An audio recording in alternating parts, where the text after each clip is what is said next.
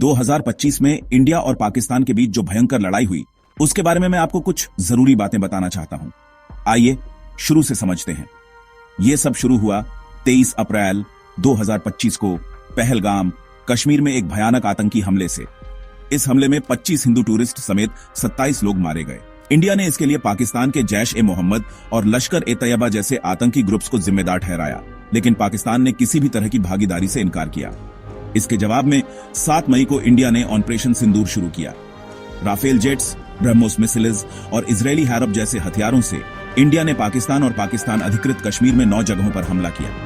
India ने कहा कि ये हमले बहुत सोच समझकर किए गए थे और पाकिस्तानी सेना को निशाना नहीं बनाया गया था ताकि लड़ाई और न बढ़े। पाकिस्तान ने भी ड्रोन और मिसाइल से हमले किए, अमृतसर पर भी। इंडिया ने दावा किया कि उसके S-400 सिस्टम ने इन हमलों को रोक दिया, जबकि पाकिस्तान ने कहा कि उसने इंडिया के ड्रोन और राफेल जेट्स गिरा दिए। इंडिया ने इन दावों को झूठा बताया। ये लड़ाई दोनों देशों के बीच पहला बड़ा ड्रोन युद्ध था, जिसमें दोनों तरफ से एडवांस ड्रोन इस्तेमाल किए गए और दुश्मन के ड्रोन गिराने की खबरें आई। 10 मई को दुनिया के दूसरे देशों की मदद से सीज फायर हो गया। फिर भी तनाव और एक दूसरे पर इल्जाम लगाने का सिलसिला अभी भी जारी है। दुनिया भर के नेताओं ने दोनों देशों से शांति बनाए रखने की अपील की है, क्योंकि दोनों देशों के पास न्यूक्लियर हथियार हैं और अगर लड़ाई बढ़ी तो बहुत बड़ा नुकसान हो सकता है। इस तनावपूर्ण स्थिति पर हमारी नजर बनी हुई है। बने रहिए हमारे साथ।